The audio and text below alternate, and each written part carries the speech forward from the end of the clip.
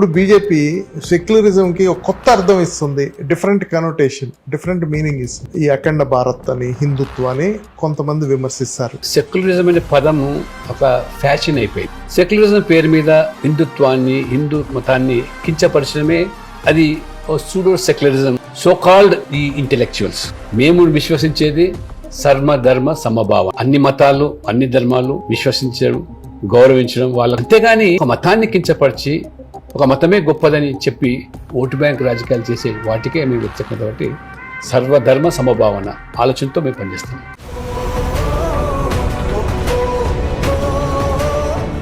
యూపీలో ముస్లిమ్స్ మహిళలు కూడా ఓట్లు వేశారని విన్నాం. ట్రిపుల్ తలాక్ ముస్లిం మహిళలు ఉన్నటువంటి అవరోధంగా ఆర్ఎస్ఎస్ అఖండ భారత్ కి బీజేపీ కృషి చేస్తుందా?